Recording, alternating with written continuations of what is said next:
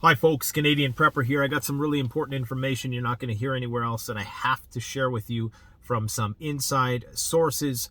And I'm also going to share my theories with respect to what has transpired in the last 48 hours. So stick with me. Before I get to that, I want to say that I just got off a Zoom call with a former Lieutenant Colonel of the Air Force, Jay Block. Happens to also be running for governor in New Mexico right now as well. And this guy played all sorts of roles in the administration of the nuclear triad in the U.S. military. So he has a wealth of knowledge and experience. What this guy says basically goes. Okay, we're going to get it right from the horse's mouth. Obviously, we're not going to be talking about anything that's been classified for national security purposes, especially right now. We are in sensitive times. Whenever you're dealing with somebody who has that kind of security clearance, they have to be very guarded with what they say. And of course, as he is running for a public office as well, that even adds another layer of guardedness. But we were able to get some very vital information that totally maps on and corroborates what Dr. Peter Vincent Pry was saying the other day. I know a lot of people were doubting what he was saying, but everything this guy says corroborates that. So, stay tuned for that, guys. You're not going to want to miss that. We should be releasing that this Thursday. Now, if some of you recall, about 6 weeks ago or so, I had a pilot reach out to me who now I would consider an acquaintance because we've been in communications more frequently. And he works for a private company that works for the State Department. And around that time, he was making runs to the Ukraine to deliver.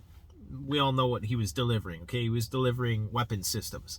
And without going into any specific detail whatsoever, basically, he was the one who gave me, and then of course I gave you guys the heads up that this thing was seriously about to get hot. And because he could tell by just the vibes that he was getting on the ground that things were about to pop off. And of course, a week after that, it sure as hell did.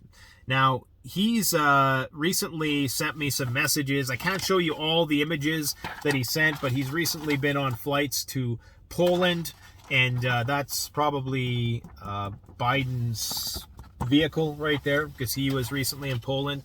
And just communicating to me the nature of the vibe that he was experiencing when he was doing his most recent delivery to Poland of various tools that are likely going to make their way across the border. Now, this is not classified. There's no surprise. There's camera crews there.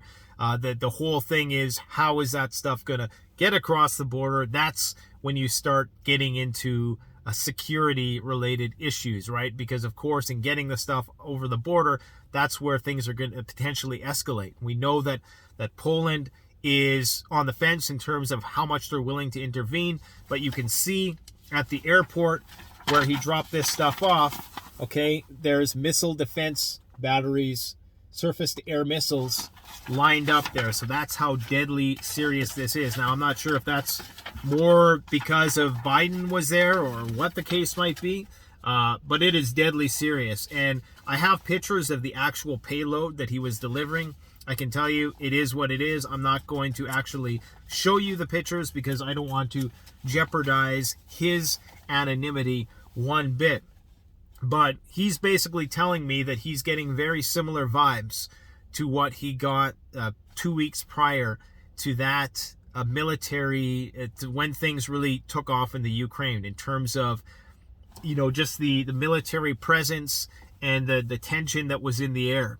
So this guy only messages me when it's deadly serious. So he's starting to suspect that maybe, something else is going to happen in the same way that obviously the war broke out in Ukraine, that this might signify that Poland is getting ready to really be more actively involved in the conflict.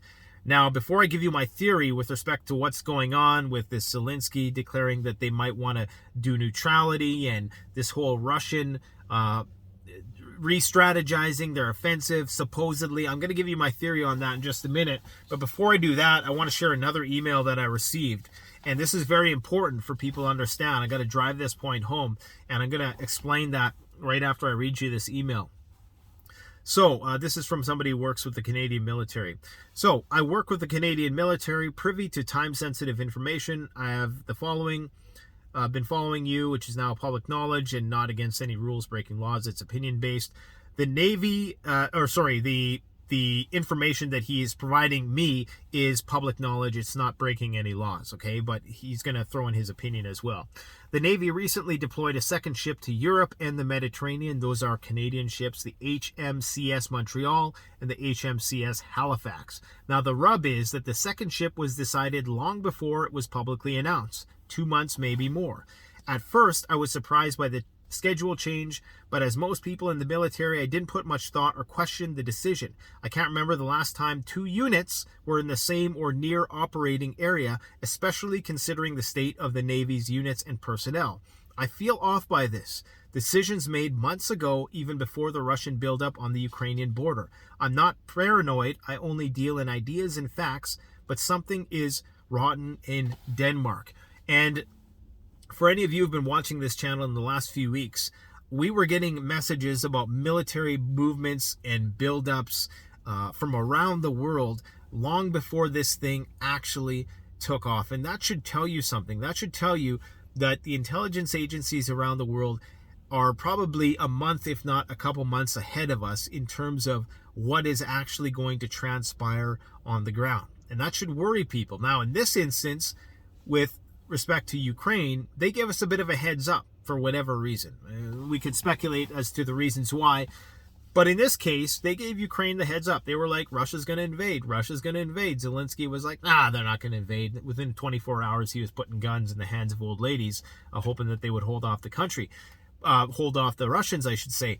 But we got lucky in this case. They actually told us, but there's a lot of information we still don't know, okay? And things right now are, you'd be led to believe, if you were to watch the media in the last 24 hours, that things are kind of starting to de-escalate. You know, if you just glance at the headlines, you would see, oh, Zelensky is proposing neutrality, Putin is starting to refocus on the Donbass region, and everything is going to be fine now.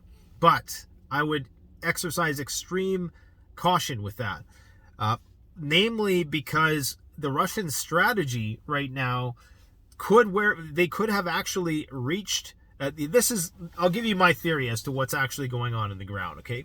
So I think that what they've tried to do, a lot of people are saying, well, they wanted to take Kiev and they failed. But I think it's more an issue of they probably don't want to destroy the city because that has a lot of historical significance. Destroying Mariupol is one thing, but destroying the actual capital is another thing altogether, which is why they're just surrounding it. And they are digging in and they are reinforcing that region. So make no mistake, they are digging in around Kiev. Now, this could be the age-old approach of the Russians to do a cauldron-like strategy where you surround the enemy, kill them with attrition, force them to talk or make concessions. That could very well be what's happening. And it could very well be that they wanted to... Sorry, just had a call coming in there. I shut it off. And it could be very well that they just wanted to secure that land bridge from the Donbass to Crimea and basically cut off the West's ability to resupply the East, so then they could tackle the main bulk of the Ukrainian army, which is in the East. Now, of course, our media is spinning this as they're losing and yada, yada, yada. They're running out of MREs. They're running out of missiles, blah, blah, blah, blah, blah. But it could just be that that's what they wanted to do. They wanted to make sure that the East couldn't be resupplied before they started to engage. Now, this might be why Zelensky is starting to make all these concessions, because he knows exactly where this is going. He knows that now the Russians are going to focus on that Eastern conflict, and which likely may see them being victorious in that theater. And then, of course, they're going to turn their attention towards Kiev. Now, it starts to look like, and this is just a theory of mine, I don't even know if I want to share this theory, but it starts to look like Zelensky might have had a favor done to him. If he's going to remain in power, the Russians did him a favor by knocking out the Azov battalion, because that would have been a huge problem for him in his governing of the country, because the Ukrainian army, as far as I know, was pretty split in terms of, you have these groups of paramilitary fascists, basically, who would be very hard to suppress and would likely lead to some sort of civil war. Well, now that the Russians have pretty much neutralized that, and I watched a video the other day and I kind of tested the validity of it, but it looked like they had, or they claimed that they had the Azov leader and they were parading him through town and people were like punching him and all this stuff. And I don't know if that's true or not, because the translation, I gave it to a few Russian people I knew to see if they could translate, and they couldn't really decipher exactly what was going on, although it was clear in the images that whoever this guy was, he was not liked. And he kind of had that Azov look to him, so it wouldn't be surprising if it was true to me. Anyways, it wouldn't be surprising that now that, you know, the Russians have neutralized the Azov battalion and basically done Zelensky a favor now, that because that would have been a problem for him moving forward. That would always have been a problem for the Ukrainians in terms of, you know, being recognized by NATO and all this other stuff. So they kind of did him a favor in getting rid of these guys. So it makes me wonder if there's one of two things that are happening right now. Either it is really escalating and Zelensky is sweating, and either the Russians are okay with having Zelensky stay at the helm of things, and maybe, who knows, maybe my theory about him being some kind of double agent and, you know, actually playing the West is, who knows. I'm not saying that is true. I'm just saying it's good to keep, you know, make sure we have all these stones turned over, because, you know, you never want to be caught off guard. So what I'm saying is maybe, just maybe, there's some possibility that Putin will have the iron fist up Zelensky's butt, and, you know, he'll be the puppet of the Russian government, potentially, because it starts to seem like they're leaving that option open, because they could have taken Kiev. They could have had agents in there, neutralized him. I'm pretty sure they got moles, sleeper cells, all kinds of guys all over the place. If you don't know, the Ukraine is a big part of them are Russian speaking. So clearly they would have infiltrated that place through and through. So the fact that he's still walking around and making these broadcasts, if he is in the country, is very surprising. And it doesn't seem like a coincidence that Kiev is basically untouched. Now, I'm running out of time here, so I can't go into great detail about other things I'd like to talk about, because I only got 40 seconds left. I will tell you that I received a message from my Red Cross connection last night, and he's saying that things are just absolutely chaotic, and that the supply chain that is actually feeding the Red Cross and helping to support is breaking down the world over, not just here in the West, but also in the East. Okay, and that he's starting to get some signs on his end that this thing is about to escalate once again as well. But let me know what your guys' thoughts are in the comment section below.